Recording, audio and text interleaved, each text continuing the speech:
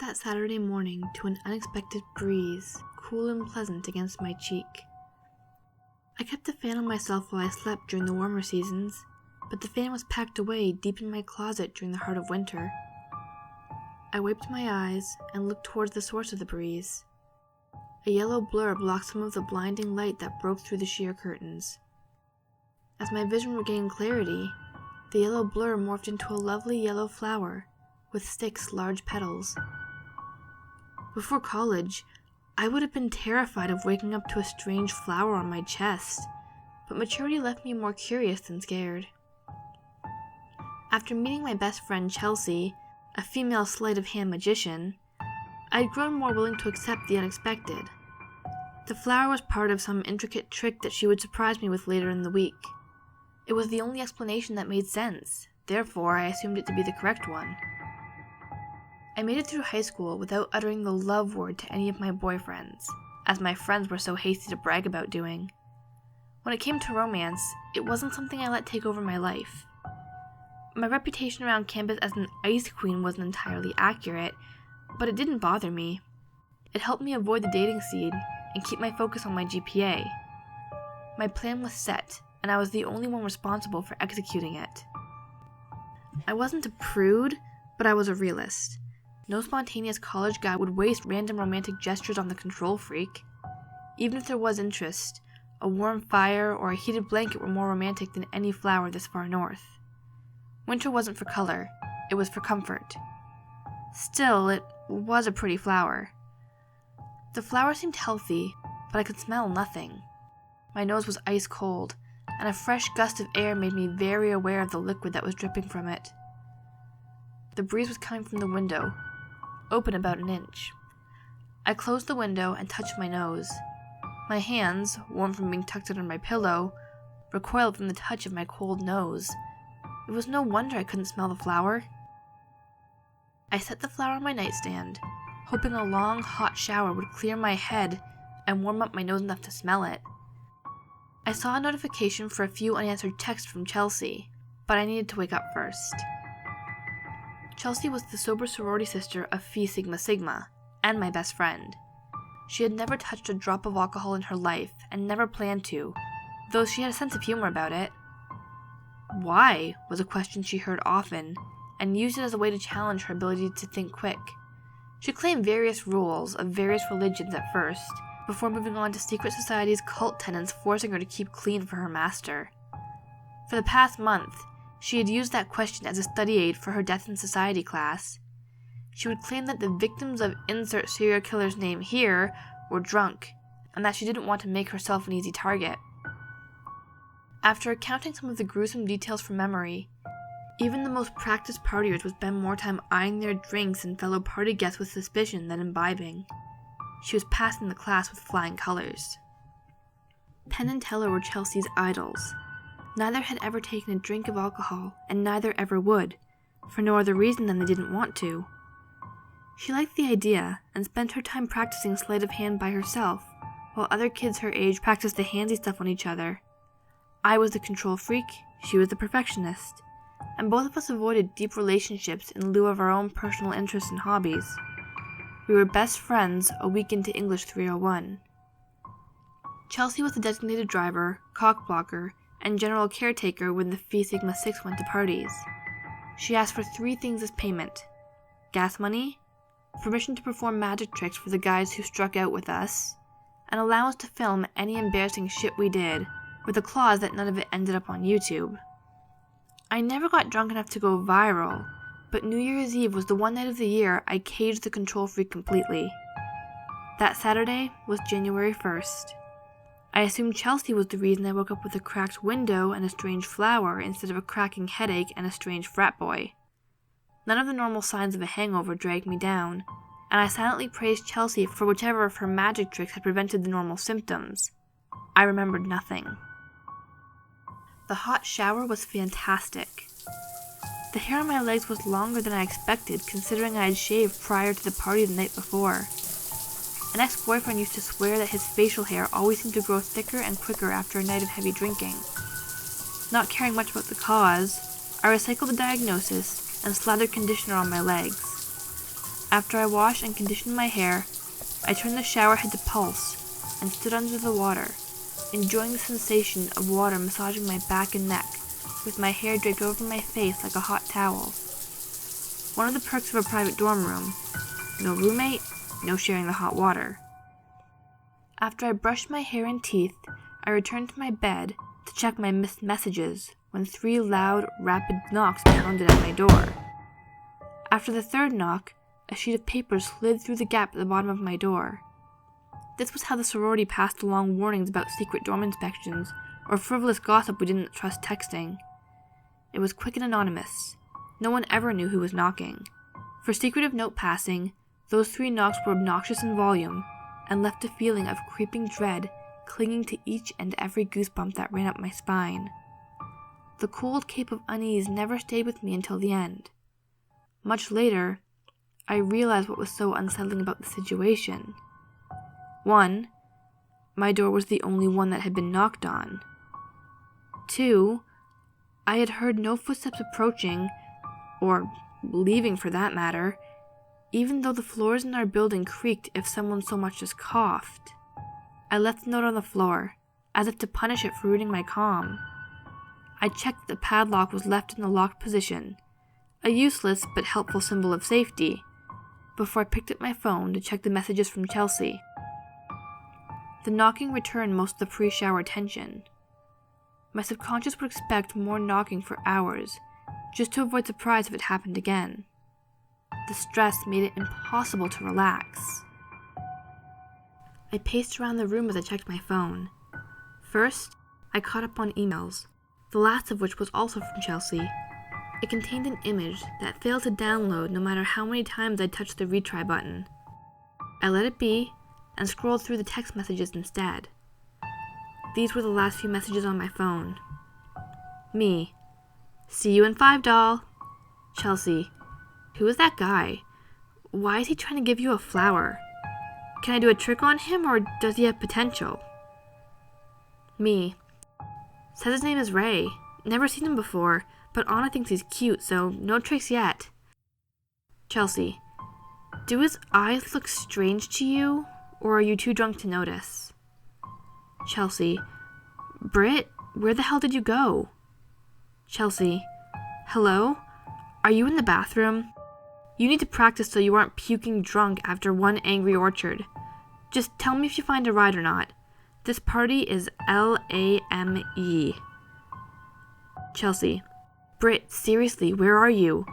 I can't find Melody or Sarah, and Ray keeps looking at me, and his eyes are seriously fucked up. I'm getting creeped out. Chelsea. Holy fuck, Britt. I just found Melody and she's passed out or something. Where are you? Chelsea. Britt, answer me. Chelsea.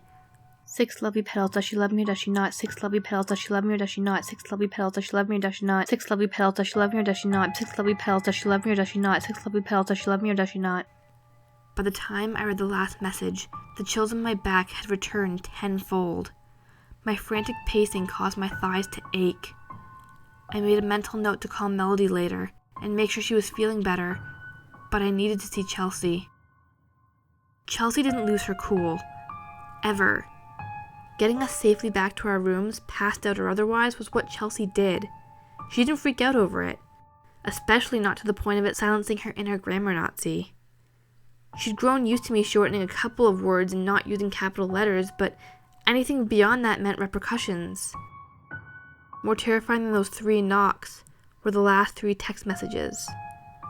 The first, broken and misspelled, like a drunk text to an ex-booty call.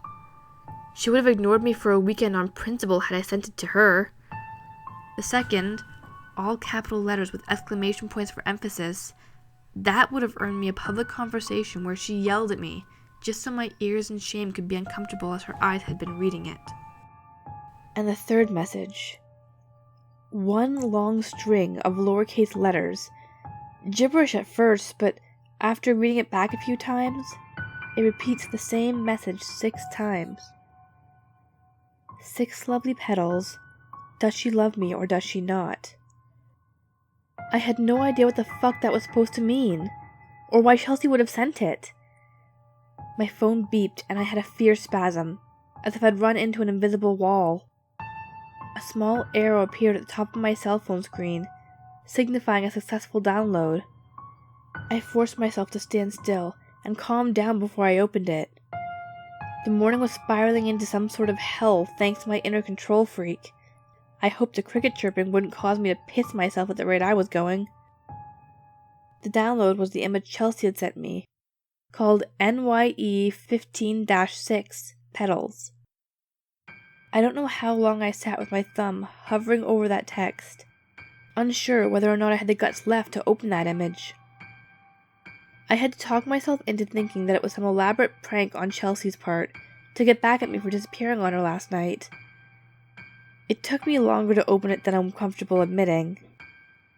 The picture proved that Chelsea was not responsible for the flower.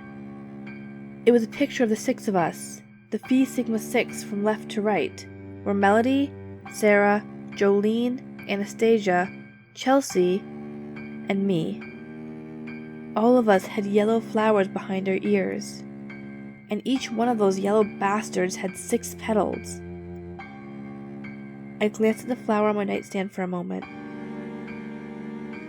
Perhaps it was the fear, or seeing that all 6 of us had received one, but it no longer seemed beautiful or special, and I sure as hell didn't have the urge to smell it anymore.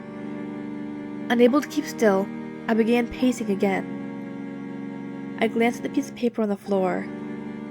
I wanted to look at that piece of paper about as much as I wanted to smell the flower, though I knew I would eventually look. I had to look, to take control. I looked back to the picture, 6 of us smiling, unsure of the shenanigans the night still held. My eyes moved past our flower-framed faces to the mirror behind us. In it, I saw the man who had taken the picture. He held Chelsea's phone level with his chin. The flash in the mirror left little of his face recognizable, and made his hands look thin, almost skeletal. His eyes, unaffected by the flash, were completely visible. Chelsea had been right about Ray. His eyes were as disturbing as Chelsea's text described. Something was wrong with them. The whole of each eye looked black. Most people would have assumed the man wore contacts, but the blackness looked like deep, empty holes. The irises floated against the blackness like the rims of buckets floating at the bottom of a well. All 6 of us had a red eye from the flash, but Ray's eyes were matte. The flash didn't just not touch them, it seemed to actively avoid them. It could have been bad Photoshop. I wish I could say that at any point. I had believed it was bad Photoshop. Whether it was the growing fear in my gut, or a trick from staring at the screen for too long. I saw the eyes move. Those pale irises staring right at me, and let out a high-pitched shriek as I shoved the phone deep within the depths of my pillow pile. I was done with cryptic texts and strange images. I couldn't stop pacing. Again, I wanted to convince myself that Chelsea was trying out a new, albeit disturbing, magic trick on me. She had a tendency to surprise me with small pieces of tricks, instead of running me through the pattern show of it all. This was the finale of a good trick. It would explain the black, hollow eyes that light avoided, how the text set up finding the picture, how the picture seemed to download on its own when I had finished the text. It all made sense if I could accept that Chelsea, as a magician, had secrets that she just couldn't share. Once I saw the trick pieced together, it would all make sense. Any other truth would break me. At some point, I had stopped pacing and had picked up the piece of paper. I was staring at the blank backside of it as I left my thoughts. Confused emotions made me dizzy, while fear and reason, the angel and devil on my shoulder, fought for control of my hands, fought for control of that precious, terrifying sheet of paper. The devil on my shoulder cooed that turning it over would reveal the secret and give me the answer that Chelsea could not. The angel, meek but loud, screamed that turning it over meant that I could never not turn it over. I had always thought that my controlling nature made me a rational person, if a bit distant, but I was learning that fear turns a person's every trait into a weapon. I was as naive and stupid as any horror movie character that I had yelled at over the years, because I could not let myself remain naive and stupid. I had to know, to take control. I turned the piece of paper over. 5 confirmed dead, 1 still missing after serial killer strikes campus New Year's Eve party by Neil Palmer, January 3rd, 2015. It has been 3 days since the Acacia fraternity's New Year's Eve party ended, and 2 more students have been tragically added to the list of deceased. The bodies of Anastasia Higgins and Chelsea Fogg were found in their respective dorm rooms this morning, despite campus being under 24-hour surveillance and closed to all non-police and federal authorities as of January 1st. The rooms of all 6 sorority sisters have been secured and are under observation. Melody Simmons and Sarah Rowland were found on the morning of January 1st by pledges assigned to aid them after the New Year's Eve party. Jolene Roberts' body appeared in her bed the next day. There were no signs of forced entry and no reports of suspicious activity from the officers on duty. Miss Higgins and Miss Fogg each had strange yellow flowers on their chests, as with the previous victims. 2 of the petals on Miss Fogg's flower had been removed, leaving 4 petals. 1 petal had been removed from Miss Higgins, leaving 5. Though the flower has not yet been identified, the picture below, pulled this morning off Miss Fogg's phone, shows that each flower has 6 petals.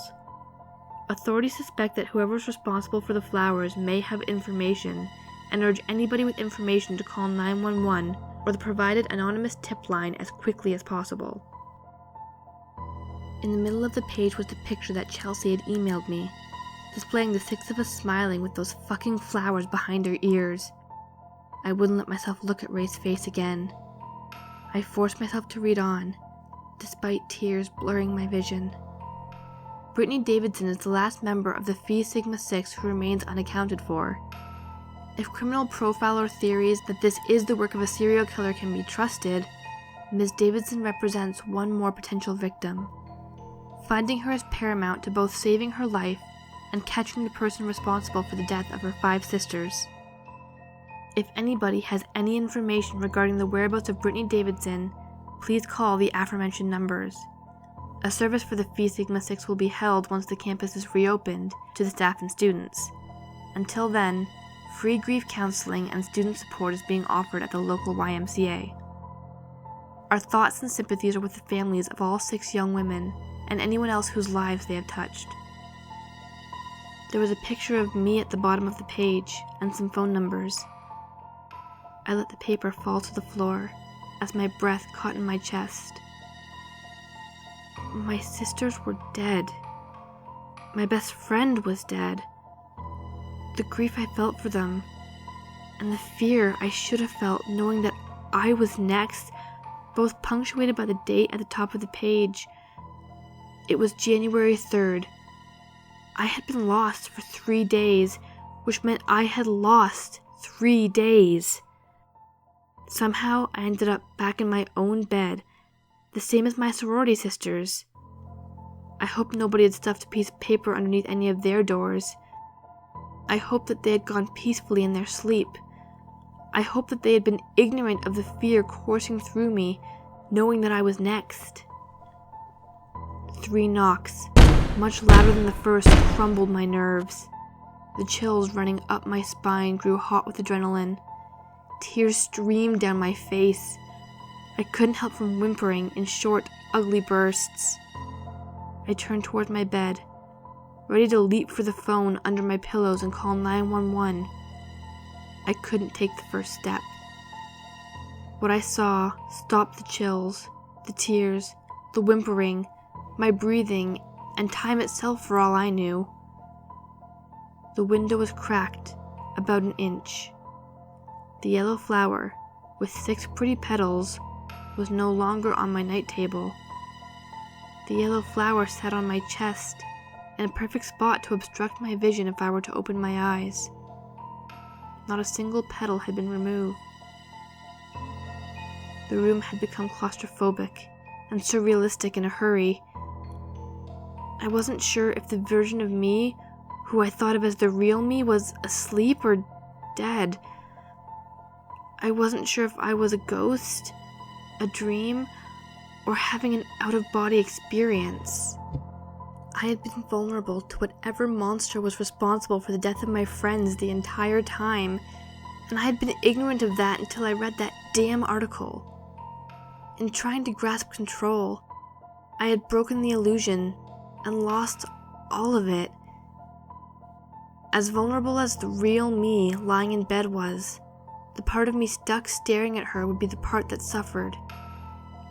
I envied her, the real me lying in bed, relaxed and oblivious. She hadn't spent the morning pacing around her room, slowly losing her mind. She hadn't learned that her best friends had died. She had no idea that she would never be waking up if she wasn't already dead. The door behind me creaked as it opened. My entire body felt cold as my nose had been. The adrenaline was gone, no longer warming my limbs. Something more than fear froze me in place. All I felt was cold. I would not move. I could not move. Each shallow exhale turned into a thick cloud of fog in front of my face. My eyes were wide, open and drying out in the intense cold. The room itself seemed to turn gray the colder I got. I heard a hiss behind me, and a large cloud of fog flew past my head, overtaking one of my own small breath clouds. I could not react to whatever was behind me. Rather, it was out of fear, or something the thing behind me had done to me. I would never know. My bladder let loose to punctuate my lack of body control.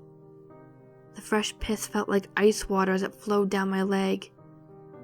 It didn't even take a cricket chirping. A yellow blur slowly crept over my shoulder from my left peripheral. As my vision regained clarity, the yellow blur morphed into an ugly flower with one large decayed yellow petal. My entire body was ice cold, but this time I could smell it. Something like nail polish remover and moldy bread and sweet rot. Holding the stem of a flower was a pale hand that looked thin and skeletal at first. I was wrong. The hand wasn't skeletal. It was a skeleton's hand. A voice spoke behind me, a deep whisper, louder than any of the knocks. 6 lovely petals. Does she love me, or does she not? No control. I looked at my body one last time and offered a silent apology. I was going to be the reason we died, and I could do nothing to stop it. I was powerless to resist the second skeleton hand as it grabbed my wrist and raised my hand to the flower. Powerless to stop my fingers from pinching that last yellow petal and plucking it off. Powerless to stop myself from saying, "I love you not." I woke up that Saturday morning to an unexpected breeze, cool and pleasant against my cheek. Somewhere within the whoosh of the wind blowing through my window, I swear I heard a deep voice whisper, Good choice.